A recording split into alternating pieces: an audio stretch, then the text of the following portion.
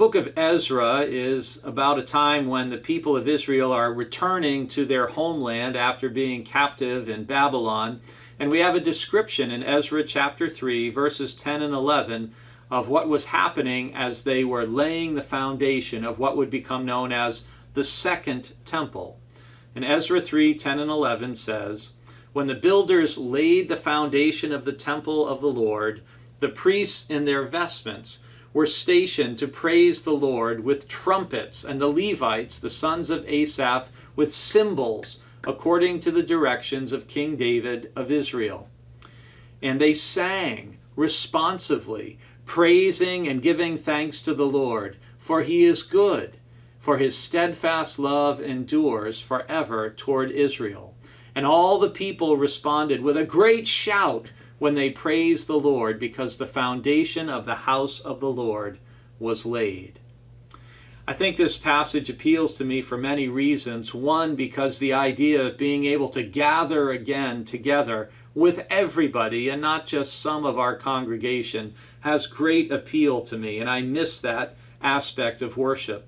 Secondly, Ezra teaches us that here several thousand years ago, the people of God were using multiple different kinds of instruments in worship, including trumpets and brass and cymbals and drums, and they were singing and praising responsively. Sometimes what we call contemporary worship may actually be more ancient than we realize.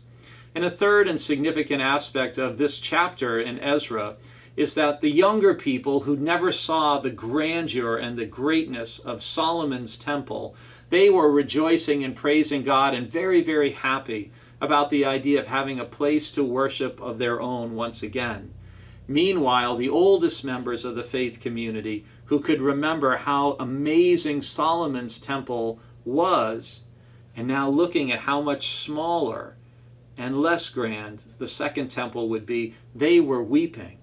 And if you look in Ezra chapter 3, it goes on to describe how the sound of the weeping was mixed with the sound of the shouting and the praising, so that one almost became indistinguishable from the other.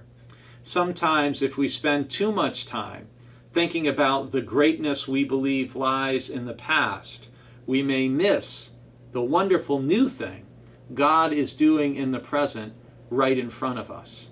So keep looking forward this day.